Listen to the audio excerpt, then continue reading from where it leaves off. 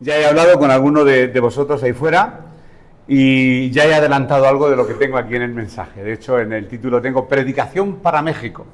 Cuando me invitaron, yo dije, bueno, ¿y qué mensaje puedo llevar? Porque no venimos a enseñar, yo he venido a aprender. He venido a aprender. Y, lógicamente, lo que podemos hacer, pues, es compartir por nuestras experiencias, cómo estamos trabajando por allí y, lógicamente, traer un breve mensaje de la palabra del Señor. Yo quería, de hecho, en el mensaje tengo puesto el haber presentado, pero ya los han presentado, ya los conocéis. He viajado con mis 3 hijos y con amigos de ellos. Mi esposa no ha venido porque este tipo de viaje a ella le hubiera costado mucho trabajo. Yo creo que he andado más que en toda mi vida, porque he venido con jóvenes y yo ya no soy tan joven. Yo tengo 67 años, pero tengo un corazón de 18, con mucha fuerza y quiero seguir hacia adelante. Si alguien no me ha visto con Biblia es porque tengo un problema visual, tengo glaucoma y el ojo derecho prácticamente no tengo visibilidad ninguna. Y es por lo que allí en la iglesia siempre utilizo computadora, porque gracias a Dios que existen estos inventos y puedo poner la letra al tamaño que realmente yo necesito. Así que vamos a hacer una oración y comenzamos esta plática. Querido Dios, queremos darte muchas gracias por el privilegio que tenemos de estar aquí en México con nuestros hermanos. Es un privilegio, Señor, y estamos contentos, agradecidos. Gracias por cada hermano, por cada hermana, por su generosidad, por la hospitalidad. Nos sentimos como en casa porque tenemos al mismo Dios y gracias porque, Señor, nos sentimos cómodos y queremos aprender de ti, queremos aprender de tu palabra. Gracias porque tú nos das la gracia en este día de poder compartir tu palabra. Y no solamente queremos ser oidores olvidadizos, Señor, sino queremos ser hacedores de tu palabra. Te damos gracias por este tiempo que tú nos brindas en esta mañana de poder exponerla. Gracias te damos, Padre. En el bendito nombre de tu Hijo amado Jesucristo te damos las gracias. Amén. Amén. Bien, pues en esta mañana yo quería hablar de un tema que a mí pues me preocupa bastante. Bueno, me preocupa desde que me convertí prácticamente, porque antes de ser creyente, yo estudié en un colegio religioso católico y a la edad de 16 años pues me hice fraile, cura. O sea que he sido católico, con sotana, vestido, no me imagináis, yo tampoco. Hace tiempo que ya que yo lo dejé. Y es normal, porque la fe, mucha gente piensa que la fe es geográfica. La fe geográfica quiere decir que si naces en China eres budista, si naces en Marruecos eres musulmán y si naces en un país católico eres católico. Esa sería la fe geográfica, religiosa, histórica, que es de la que quiero hablar en esta mañana. Bueno, yo soy creyente porque he nacido en este país, pero si hubieran nacido en otro, ¿realmente seguirías a Cristo o no seguiríamos a Cristo? Eso es lo que quiero en esta mañana dejar claro, y entre otras cosas. Decir que no se ha dicho, esto quizás es un paréntesis, que cuando salimos 7 de España, después nos juntamos con 2 mexicanos que nos esperaron 9, y una chica que venía con nosotros, se tenía que ir de Ciudad de México a Estados Unidos, pero le denegaron la visa y tuvo que regresar a España. Ella también es profesora, como yo. El motivo de este viaje, antes de empezar con la prédica, el motivo de este viaje, la culpa la tuvo Raúl Hernández. Alguien tengo que saber la culpa, lógicamente. Yo no me voy a llevar toda la culpa. Estaba en casa con mi esposa y suena el teléfono. Y me dice mi mujer, Domingo, toma el teléfono, que llaman unos chicos que son de México que quieren visitar la iglesia. Yo dije, tierra, trágame. ¿Por qué? No por nada, porque era una iglesia de gente muy, muy mayor. Aquí somos todos jóvenes. Pero en nuestra iglesia la gente es muy, muy, muy mayor. Digo, estos jóvenes se van a aburrir en nuestra iglesia. ¿Qué hago? ¿Qué digo? Bueno, pues pueden venir. Y vino él, vino también David Omar Domínguez Castro, Raúl Hernández y Abdiel Matrón de Aro. Me he aprendido los apellidos de los chicos. Y ya pasaron a un piso que tenemos encima de la congregación y allí estuvieron pues unos meses y la verdad que fue de bendición para la iglesia, porque en nuestra iglesia apenas hay jóvenes. Entonces, pues con mis hijos y otros jóvenes de otras congregaciones, pues tuvieron un tiempo muy bonito de reunirse, porque hay un ministerio que se llama GBU, Grupos Bíblicos Universitarios, que funciona muy bien, es el evangelio en las universidades y en las escuelas. Y hacían reuniones los sábados en nuestra congregación, pero Y dije, cuando se vayan los mexicanos a México, quiero que en la iglesia continúen, porque a quien seguimos es al Señor, no a los hombres. Así que el motivo de ese viaje fue que dijeron, bueno, si queréis, pues podéis venir con nosotros a España. Empezamos de broma, hasta que mi hija me dice, papá, ya te he sacado el vuelo de Madrid-Cancún. Ya no tenía marcha atrás, ya tenía que ir sí o sí. Yo digo, yo con la edad que tengo, 67, y con jóvenes entre 19 y 30 años, me van a matar. Me han matado. Lo siento, tenía que decirlo. La primera vez que he dormido bien ha sido aquí. He dormido como un angelito. Me he levantado maravillosamente bien. Tengo unas ganas de vivir fantásticas, no solamente por ser cristiano, sino porque estoy descansado. Así que me siento muy bien. Claro, ahí corriendo, hay que ir a este sitio, hacer las maletas. Y ellos trotan, ellos van a 50 por hora y yo iba siempre con dolor en cualquier sitio. Porque los que tenemos más de 60 años, a que nos pasa eso, que nos levantamos siempre con un dolor. ¡Ay, la rodilla! ¡Ay, no sé qué! ¡Ay, siempre! Ellos no les duele nada. Así que nunca viajé con jóvenes. Bueno, sí. La verdad que ha sido una bendición. Bien, yo quería ponerle un título a lo que quería platicar con ustedes en esta mañana y empecé a ponerlo corto. Digo, pero bueno, esto no resume el mensaje. Y al final es un título que es más largo que la predicación. Digo, no. Entonces, de lo que quiero hablar, quiero leerlo literalmente, de la interculturalidad de la fe. Aunque vivamos en distintos lugares del planeta, Europa, Asia, África, América y Oceanía, la fe es intercultural. Lo que nos une es el mismo Señor, el mismo Cristo. Lo que quizá cambia son las formas, las costumbres, las tradiciones, no son las mismas. Y lo primero que a uno le impacta, yo por ejemplo hoy he estado observando como en cualquier congregación, pero yo no he venido aquí a enfadarme, ni a discutir ningún tipo de doctrina, al contrario, he venido a buscar los puntos que me unen con mis hermanos, no los puntos que me dividen. Es un tema muy tocado entre los jóvenes, sobre todo el tema de las denominaciones, y es un tema que siempre me ha apasionado desde que conocí a Cristo, el tema de las denominaciones. Y algunos de ustedes pensarán, bueno, esto no tiene importancia, mucha, en mi país tiene muchísima, quizá aquí no, pero ahí tiene muchísimo, y muchísima importancia. Yo no sé las denominaciones que hay en este país, pero me imagino que serán las mismas que en España. Y siempre he querido en mi ministerio buscar un equilibrio doctrinal, que eso es muy difícil. Unidad entre los creyentes, casi una utopía.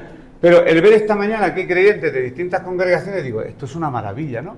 Que distintas iglesias pues estén jóvenes y personas unidas. Ahí es mucho más difícil ese asunto. De hecho, de forma despectiva, nuestras iglesias son pequeñitas y cuando vino, bueno, un movimiento de iglesias grandes, a nosotros nos llamaban las iglesias, no sé aquí cómo se dice cochera en mexicano, un garaje, donde se mete el coche, ¿qué? ¿Un garaje? Bien, pues nuestras iglesias se definen como iglesias de garaje, iglesias pequeñas. Cuando comenzamos en el Evangelio, yo dejé el seminario a la edad de los 18 años, el seminario católico, y un amigo me dijo que Cristo quería entrar en mi corazón. Yo no entendía nada de lo que me estaba diciendo, lógicamente, y tenía mucho arraigo, muchas formas, porque sabéis que hay una cosa en España que le llamamos postureo, no sé traducir esa palabra, que es como cuando yo estaba dentro de la Iglesia Católica, las posturas, queridos hermanos, las posturas, ¿no? Las posturas, las formas, la expresión religiosa. Cuando uno atraviesa la puerta del local, parece que hace un viaje interplanetario y ya cambia el lenguaje, hermano, ¿cómo está? Y al salir volvemos a ser nosotros mismos. Yo digo, el Evangelio no puede ser solamente desde la puerta hacia adentro, sino que el Evangelio son las 24 horas del día. Ese es el postureo. Claro, en la Iglesia Católica adquirí muchísimo postureo religioso. Claro, cuando conozco la verdad de Cristo, yo quise anular eso, pero me di cuenta que dentro de las iglesias evangélicas también guardábamos algo de tradición, algo de cultura y algo de postureo. Y ese es el tema que personalmente a mí más me apasiona. Sigo hacia adelante. Vamos a leer un texto en la palabra del Señor que se encuentra en el libro de Apocalipsis, capítulo 7 y versículo 9. Dice así la palabra, gracias, dice así la palabra del Señor en Apocalipsis 7:9. Después de esto miré, y he aquí una gran multitud, la cual nadie podía contar, de todas naciones y tribus y pueblos y lenguas, que estaban delante del trono y en la presencia del Cordero, vestidos de ropas blancas y con palmas en las manos. Aquí vemos la interculturalidad de la fe. El día en que nos encontremos delante de la presencia del Señor, habrán personas de todas las naciones, tribus, etnias, caracteres, liturgias, todo el mundo delante del Señor. Y el Señor, cuando venga por su pueblo, Él no se va a fijar jamás en el letrero de la puerta ni en el nombre de la denominación, sino en el corazón que ha sido regenerado por la sangre de Cristo. Somos quizá nosotros los que hacemos las divisiones, somos quizá nosotros los que nos hacemos las comparaciones. Pues mi doctrina es mejor, o mi iglesia lo hace mejor, tu iglesia lo hace peor. Es un problema de allá, no estoy diciendo que sea un problema en México. Y los jóvenes de eso se dan cuenta. Y muchos abandonan las iglesias, y ahí en mi dolor, por haber trabajado toda mi vida con jóvenes, yo sé que es el Espíritu Santo quien convence de pecado, sé que la fe viene por el oír, conozco los textos bíblicos, pero a nivel iglesia hay mucha dificultad. De hecho, yo soy profesor de religión evangélica en España, porque en España en el currículum académico nuestra asignatura, la fe, se lleva a los institutos. Los niños dan matemáticas, lengua, historia y religión evangélica. Y se puede predicar el evangelio en los institutos, en los colegios y en las universidades. Por lo tanto, creo que es un tema muy interesante. Y me encuentro a veces en las aulas donde, sobre todo en bachillerato, que ya los niños tienen 17, 18, 19, de distintas denominaciones que discuten y pues mi iglesia es mejor porque nosotros pensamos que la salvación se pierde. Pues vosotros a las mujeres no las dejéis ni hablar. Eso en España es el pan nuestro de cada día. Entonces, no he venido aquí a enseñar nada, simplemente a decir cuál es nuestra problemática y ver lo que el Señor dice en su palabra, simplemente. Porque al final vamos a terminar contentos, ya que voy a hablar del equilibrio. El Señor es un Dios de equilibrio, de justicia, la balanza, la dicaya, la justicia de la palabra del Señor. En España tenemos pues calvinistas, luteranos, pentecostales, bautistas, unitarios, presbiterianos, entre otros. He puesto etc. porque hay muchísimas iglesias. Unidad, por ejemplo, en Cartagena hay, no sé, 25 o 30 iglesias. Durante mucho tiempo fui secretario del Consejo Evangélico de la zona de Murcia, y el 90% de las iglesias son todas pentecostales, y el resto, que le llamamos iglesias tradicionales, solamente hay 3 en Cartagena: la Iglesia Evangélica Española, Asambleas de Dios y... no, Asambleas de Dios, perdón, no. Iglesia Bautista y Asambleas de Hermanos, que es donde estamos actualmente. Y nuestra forma de hacer el culto es semejante al vuestro en el 99%. Por lo tanto, me he sentido bien y me he sentido como en casa. Sigo hacia adelante. Quizá, pues podéis pensar esta mañana, este tema no es relevante, esto que tiene que ver con, no sé, con el crecimiento, para yo poder entender, porque el estudiar la palabra es para algo. Bueno, pero quizá nos puede dar luz a la hora de comprender, a la hora de ser más tolerantes, a la hora de comprender mejor a otros hermanos, quizá nos puede servir para algo. Personalmente, a ver si veo aquí, sí. Quiero contar una, experiencia, voy a contar algunas que tengo aquí anotadas. Dentro de las escuelas, como bien os he dicho, imaginaos lo que es estar dando clases de religión evangélica y que tienen niños de 4 denominaciones distintas y 4 formas doctrinales distintas de ver la fe. El aula se convierte en un lugar de combate, de lucha libre, en lugar de ser un lugar donde ellos van a ser enriquecidos por la palabra del Señor. Entonces lo que hacemos es nos limitamos al currículum, a lo que dice el contenido, y de eso hablamos. Hoy, ¿qué es lo que toca? ¿Hablar de jueces? Pues hablamos de jueces. Hoy vamos a analizar la genealogía de David, ver lo que hizo David, qué aprendizaje podemos sacar, pero allí tenemos ese gran problema, es un problema. Y muchos abandonan, hay cientos de jóvenes que abandonan las iglesias. Nuestro ministerio más bien siempre se ha centrado en la rehabilitación en España de personas con problemas de adicciones.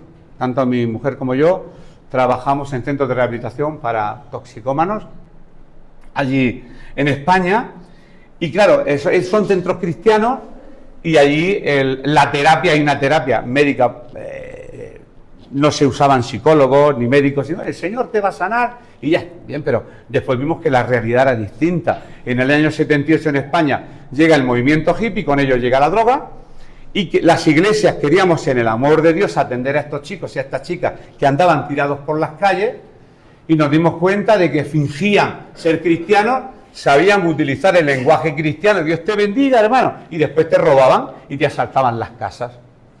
Y entonces entendimos que teníamos que abrir centros donde controlarles y donde poder examinarles y tener una serie, la primera etapa donde iban a pasar el síndrome de abstinencia, una segunda etapa de casi reinserción y una tercera etapa donde volvían a la sociedad. ¿Cuántos reincidían? De cada 10.000, 9.999 reincidían de nuevo en drogas. Quizá alguno podía convertirse, pero por un alma merecía la pena. Por un alma merece la pena predicar el Evangelio. Y conocemos personas que han dejado el mundo de las drogas y que actualmente están predicando el Evangelio, que son pastores, que son ancianos de iglesia y que su vida han cambiado de forma radical. Claro, en ese contexto social de personas muy marginadas, donde nadie ha estudiado y donde hay un ambiente, predicar el Evangelio no es tan fácil. No puedes hacer una exégesis, una hermenéutica y un estudio muy profundo de la palabra. Hay que hablar de forma sencilla. Si yo voy a una cárcel, por ejemplo, en la cárcel cuando predico la parábola ayer lo dije, del publicano y del fariseo, tengo que cambiar. No quiero decir trastocar la palabra, pero cambiar la terminología. Y digo, un pastor evangélico y un toxicómano fueron al templo a orar. Y el pastor evangélico oraba de esta manera: Padre, te di gracias porque no soy como ese delincuente, yo soy mejor. Tengo tantos estudios, tanto conocimiento, muchos títulos, y ese es un pobre desgraciado, arruinado. Pero el otro oraba diciendo, es cierto, tengo una adicción, pero necesito de tu ayuda. Señor, cámbiame. Y ese salió justificado. Y eso al religioso le molesta mucho, escuchar cómo se predica. Y tenemos que tener mucho cuidado con nuestra religiosidad, porque eso lo tenemos en los poros de la piel sin darnos cuenta. A que en casa nos sentamos todos casi siempre en el mismo sitio, en la misma silla, en el mismo lugar. Pero hoy vamos a definir la diferencia que hay entre religión y salvación. Son dos cosas distintas. Vamos a definirlo un poquito más adelante, que lo tengo aquí en la computadora. Bien, una cosa que nos dimos cuenta de estos chicos en los centros es que solían hacer siempre estas preguntas. ¿Esto está bien hacerlo? ¿Esto está mal? ¿Se puede hacer esto? ¿Se puede hacer lo otro? ¿Es pecado hacer esto? ¿Es pecado escuchar música del mundo? ¿Es pecado? ¿Está bien? ¿Está mal? Quizá no sea vuestro problema, pero en nuestras iglesias lo fue durante mucho tiempo. Y claro, se puede crear una esquizofrenia evangélica, un doble comportamiento. El comportamiento que puede tener un joven de cara a los papás y un comportamiento que tiene a espaldas de los papás. Cuidadito con ese tema. Por eso tenemos que ser sinceros, no abiertos ni tolerantes al pecado, no estoy hablando de eso. Al contrario, comprensivos, amorosos y ser honestos con respecto a nuestros hijos.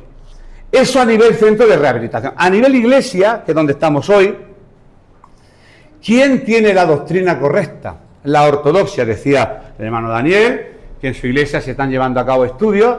Yo creo que el estudio de la palabra es imprescindible.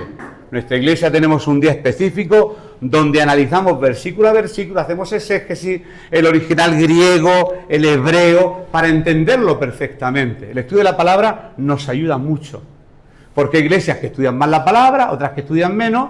Allí en España hay una etnia que se llama la etnia gitana, y el pueblo gitano es muy fervoroso a la hora de alabar y de adorar a Dios con palmas y demás, pero no conocen las escrituras. ¿Cuál es la obligación del resto de cristianos de la ciudad? ¿Decir qué ignorantes son los hermanos o ir a sus iglesias a enseñarles la palabra? Pues eso hicimos. Nos fuimos a sus iglesias y les enseñamos un poquito de teología, que conocieran los dones de los atributos de Dios, los nombres de Dios, por orden Jesucristo, su naturaleza, su origen, todo lo que es teología. Y nos dimos cuenta que cuando alguien empieza a escudriñar las escrituras, son las que realmente nos dan vida. Porque la palabra de Dios tiene un poder inmenso, transformador, increíble. Por eso hay que estudiar más la palabra y quizás las formas es lo que menos importa. Y a veces estamos más en las formas que en la palabra. Sigo hacia adelante. Hay distintos puntos de vista, esto lo tengo que leer porque lo he puesto, esta mañana, aunque está escrito, pero distintas formas de ver la fe, distintas culturas, distintas tradiciones, distintas cosmovisiones. La palabra cosmovisión es una palabra filosófica, que quiere decir distintas formas de ver el mundo, pero la palabra de Dios tiene respuesta para cualquier pregunta, seamos de la cultura que sea. Hay un escritor llamado Don Richardson que escribió un libro llamado Hijo de Paz. Un hermano misionero que se fue a Nueva Guinea a predicar el Evangelio, y él predica el Evangelio y después de 12 años de traducir la Biblia al idioma nativo, toda la tribu se convierte a Judas. Judas, viva Judas. ¿Cómo que viva Judas? Judas, si el personaje central de la palabra es Jesucristo. Porque en su cultura el traidor es el héroe. Y el mensaje de ellos es cebar de amistad para la matanza. Te admiten en sus filas y cuando tú ya estás muy confiado es cuando te matan. Por lo tanto, Judas era el traidor. ¿Y cómo pudo Don Richardson llevar a cabo el mensaje real del Evangelio? Pues de una forma muy sencilla.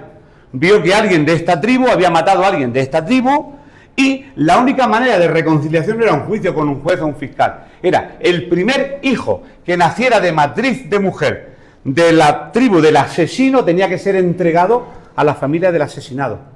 Y Dios le dio luz, dijo, ya está. De la misma manera que vosotros, para reconciliaros, tenéis que entregar a un hijo, así Dios, para reconciliar al hombre con él, entregó a su único hijo. Y pudo entender la tribu que realmente Jesucristo era el protagonista y no Judas. Hay que lidiar con las culturas. Hay una cultura donde, por ejemplo, en los países, en algunos lugares, los inuit, es una tribu esquimal, que un pastor intentó predicar y en lugar de predicar lo de las ovejas dijo, un esquimal tenía 100 pingüinos y se le perdió un pingüino y dejando los 99 fue en busca del pingüino perdido. Y nosotros lo contamos que fue en busca de la oveja perdida, porque tenemos ovejas, ellos no, ellos tienen pingüinos. ¿Eso es trastocar la palabra? No, eso es la interculturalidad, entender la cultura, atravesarla con la palabra del Evangelio. Y eso es lo que tenemos que hacer. Quizá vosotros tenéis una cultura, quizá nosotros ya tenemos otra, pero tenemos que buscar los puntos que nos unen y no los puntos que nos dividen. En España la Constitución española, no sé en qué artículo, si es el 27, dice España es un estado aconfesional. No es cierto. España es católica, apostólica y romana. Os lo digo yo. Es católica, apostólica y romana, aunque la Constitución dice que no es así. Pero y predicar el Evangelio es muy difícil. Yo de hecho estoy viendo en España que llevar el Evangelio ahora es muy, muy difícil. La gente no se convierte. En los colegios donde doy clase la mayoría son todos ateos. Y yo no sé si el ateísmo prolifera tanto en México como en España. Se burlan, se ríen de nosotros, de nuestras clases, que Dios, pero a estas alturas ¿tú crees todavía en Dios? Imaginaros eso día a día. Vosotros quizás sois, pues no sé, hijos de creyentes de segunda, de primera, tercera generación, no tengo ni idea.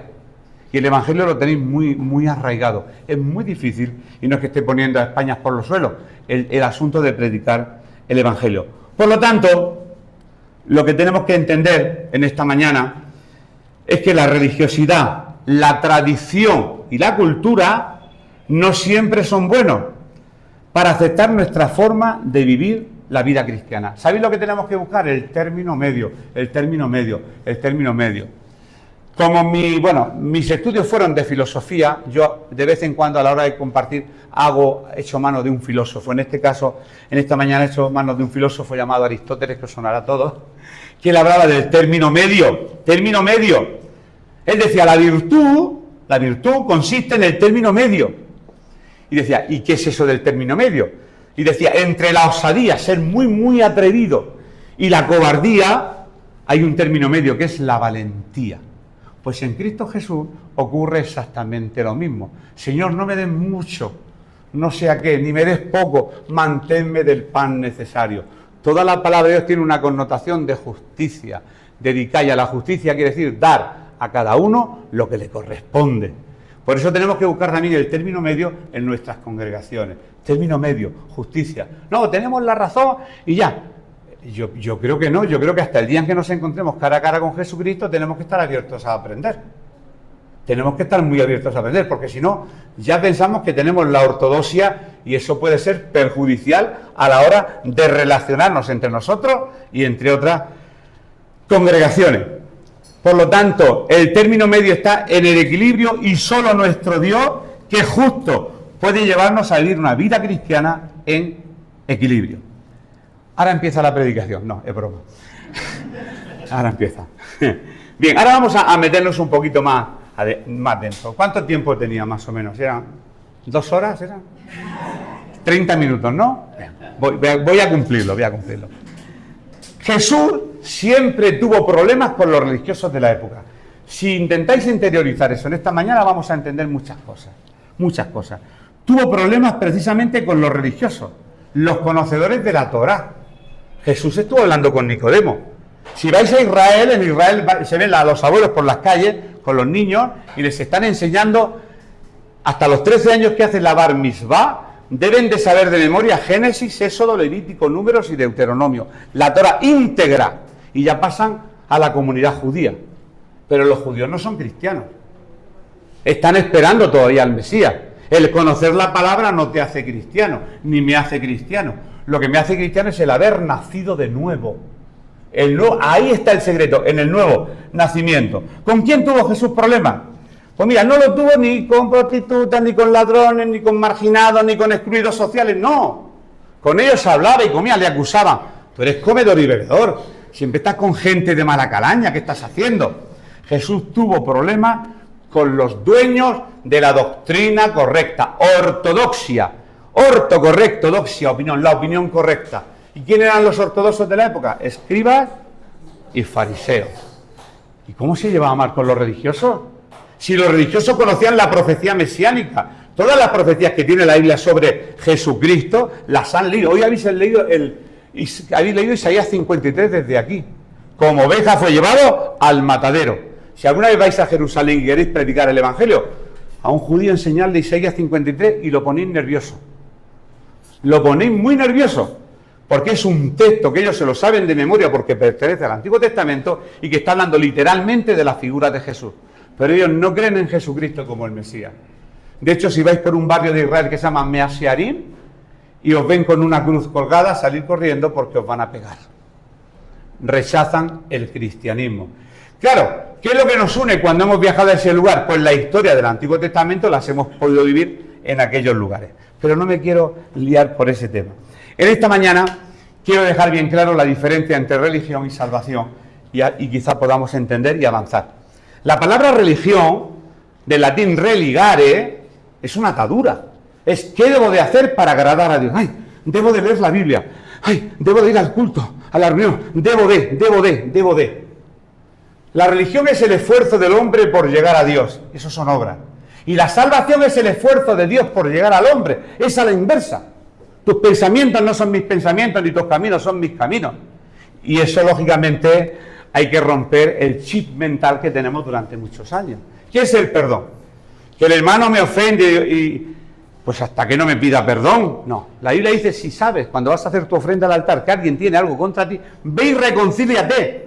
Hermano, ayer cuando me insultaste, cuando te metiste conmigo, me sentí mal. Perdóname. Pero eso rompe el esquema de la lógica humana.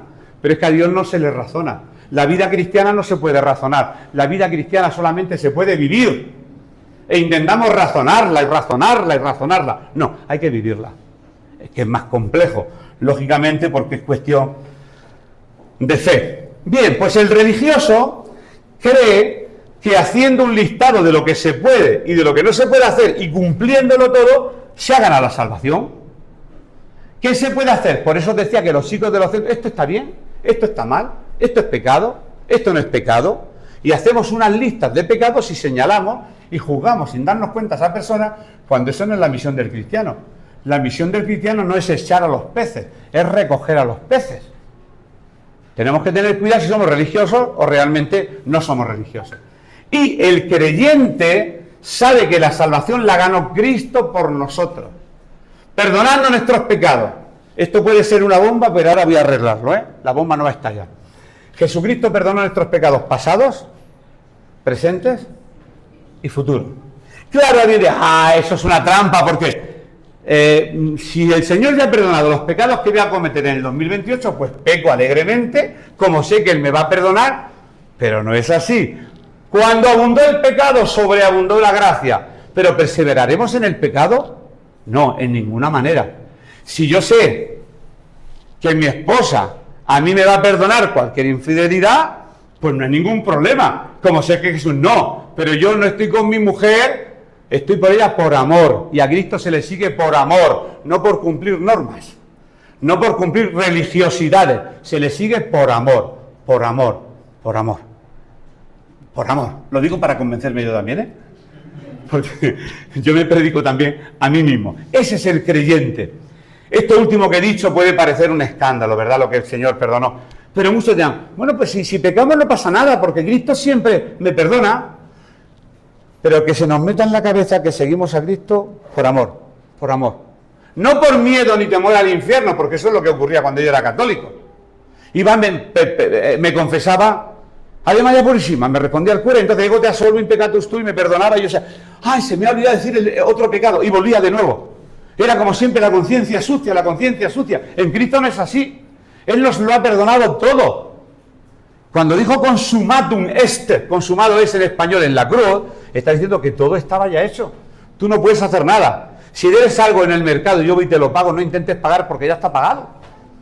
No añadas a la obra de Dios ni un solo centímetro, está todo hecho. ¿Cómo? Y yo no puedo hacer nada, esa es la religiosidad. Yo tengo que expresar la mentalidad católica. Estoy en el cielo porque he hecho esto, yo he hecho lo otro, yo he cumplido. No, cumplió Cristo por ti. Él pagó por ti, Él lo hizo todo por ti. Y Él dijo, consumado es.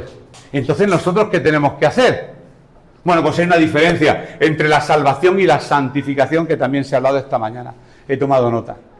Si se te cae una moneda en un lugar sucio de barro, cuando Cristo te salva de una vez para siempre, te rescata, pero sucio. Sucio. ¿Y cuál es el proceso de la vida cristiana? La santificación, limpiar poco a poco nuestra vida. Y estamos, todos los que estamos aquí, estamos en un proceso de santificación. Pero no somos santos. Bueno, sí somos santos en el sentido que Él nos ha rescatado, pero no en el concepto católico. San Antonio, yo era Santo Domingo de Guzmán, San Francisco, en ese sentido tampoco. Sigo adelante. Seguimos. Vamos a leer algunos textos del libro de Romanos para utilizar también un poquito la palabra. Romanos 5:10 dice así. Y también quiero hacer en esta mañana, además de religión, una diferencia entre ley y gracia. La ley y la gracia. Romanos 5:10 dice, pero la ley se introdujo para que el pecado abundase. Mas cuando el pecado abundó, sobreabundó la gracia. Pasad página y iros al capítulo 6 de Romanos, versículos 1 y 2. Antes de este texto, en el anterior dice, ¿perseveraremos en el pecado? No, cuando sobreabundó el pecado, sobreabundó la gracia. Y ahora viene la respuesta, que es la que voy a leer en el capítulo 6. ¿Qué pues diremos? ¿Perseveraremos en el pecado para que la gracia abunde? En ninguna manera, porque los que hemos muerto al pecado, ¿cómo viviremos aún en él? Y ahora vamos a pegar otro salto, disculpad que vaya así, me gusta, ahora es cuando estoy nadando por la palabra de Dios. Hebreo, este gesto, ¿no? Hebreos 4, 15 y 16. Vamos a leer este texto. Y vamos a entender que Jesús fue semejante a nosotros. En el principio era el Logos. Dios se hizo carne y habitó entre nosotros. Y Jesús fue tentado en todo. Para un creyente religioso, como he sido religioso, entiendo la actitud y el corazón del religioso. Le parece muy fuerte que Jesús fuera tentado en todo, en todo. ¿Y sabéis lo que quiere decir en todo? Pensad en vuestra mente, en todo. Repito, fue tentado en todo, no en casi todo. Dice que fue tentado en todo. Parece eso, parece verdad, es un sacrilegio hablar de eso, ¿no? Jesús fue tentado en todo. Porque no tenemos un sumo sacerdote que no pueda compadecerse de nuestras debilidades, sino uno que fue tentado en todo, según nuestra semejanza, pero sin pecado. Ahí está, pero sin pecado. Él no pecó, pero fue tentado. Acerquémonos, pues, confiadamente al trono de la gracia para alcanzar misericordia y hallar gracia para el oportuno socorro. Podemos acercarnos confiadamente, nos ocurra lo que nos ocurra, porque Él nos va a entender, porque respiró, estando en la tierra, porque anduvo, porque tosía, porque estornudaba, porque sí, era un ser humano. En una barca en cierta ocasión se queda dormido porque tenía sueño. Se desata una tormenta en el mar de Galilea, allí en Israel se dice el mar de Kineret, y él se despierta de su sueño porque era humano y ahora interviene la parte divina y le dice, viento detente. Y el mismo Dios era Dios y hombre al mismo tiempo. Fue tentado en todo. Si Jesús fue tentado siendo Dios, nosotros no somos tentados. Pensamos que una vez que nos convertimos ya está todo hecho. No, tenemos que santificarnos. La palabra del Señor dice que nuestras mejores obras son como trapos de inmundicia. Nuestras mejores, ¿cómo serán las peores? No quiero ni describirlas.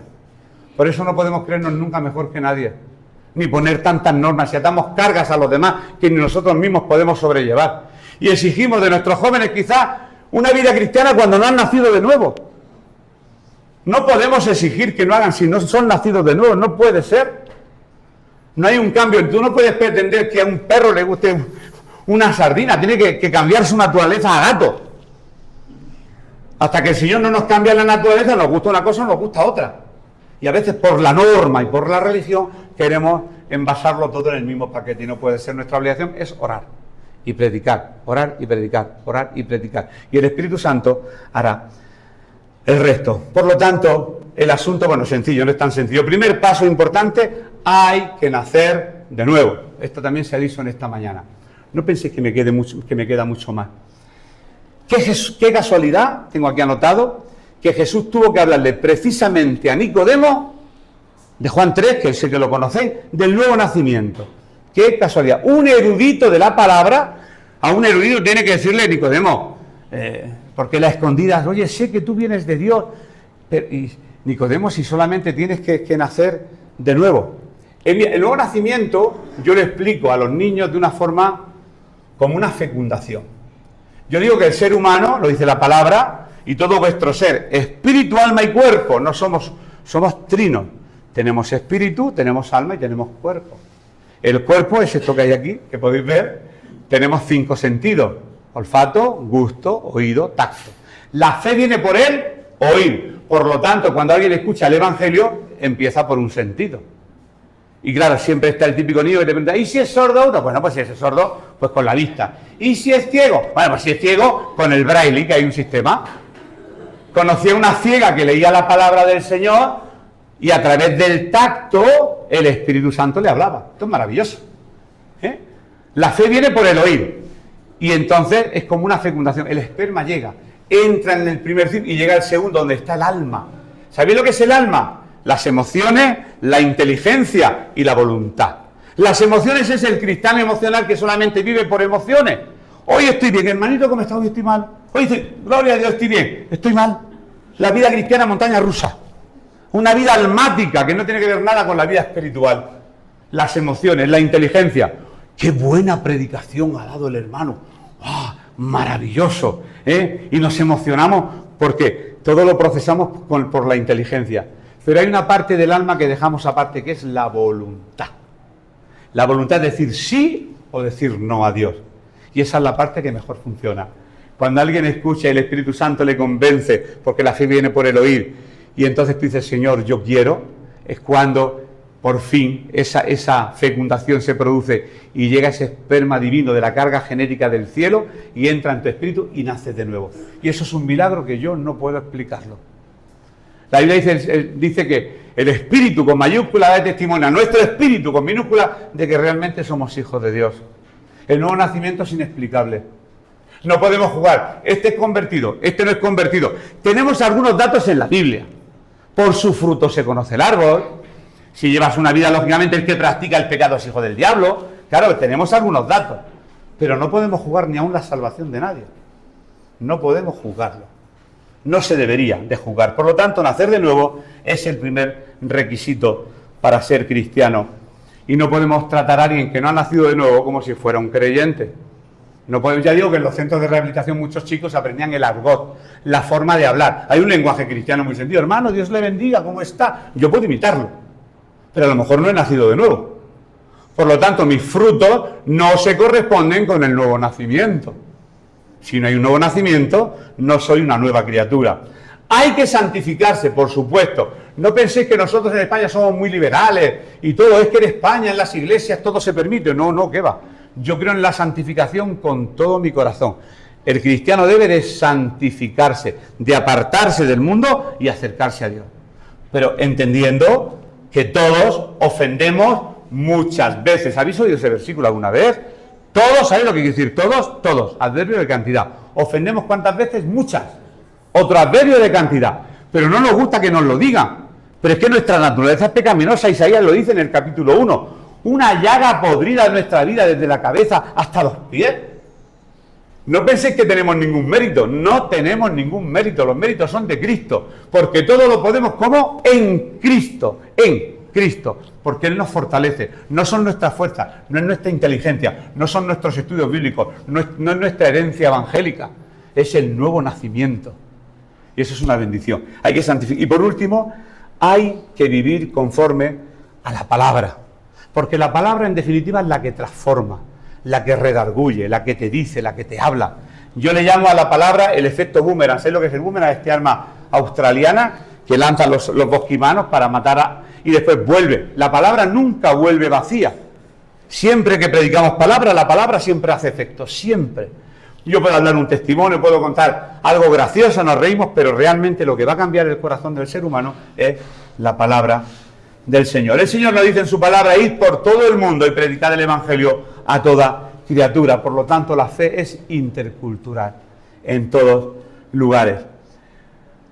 Hay un texto en Gálatas 3:28 que dice, y yo voy a añadir algo, aunque no se puede añadir ni quitar a la palabra, pero bueno, voy a poner un paréntesis.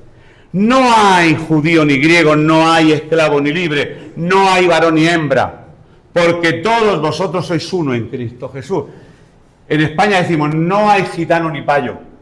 Aquí puedo decir, no hay mexicano ni español. Somos todos uno en Cristo. Somos todos. La fe cristiana es una fe que une a personas de diferentes culturas y de diferentes trasfondos. En Cristo somos uno, ya sabéis, Juan 17, Jesús siempre estaba, Padre, que sean uno como tú y yo, somos uno para que el mundo crea.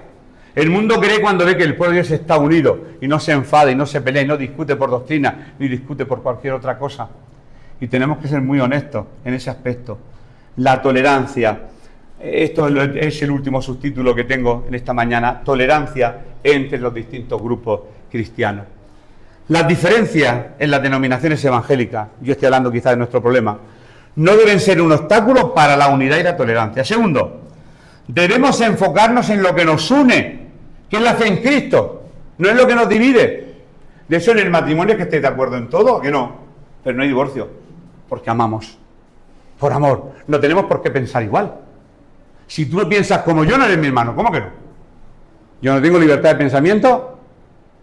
Pablo, en la Escritura, lo pensaba como otros discípulos y se separaron, uno fue para un sitio y otro. No estoy diciendo que tenemos que dividirnos, simplemente que tenemos que tolerarnos. Por eso la palabra dice soportando los unos a los otros. ¿Por qué dice que hay que soportarse? Porque algunos tenemos un carácter que, ¿verdad?, que nos cuesta aguantarnos.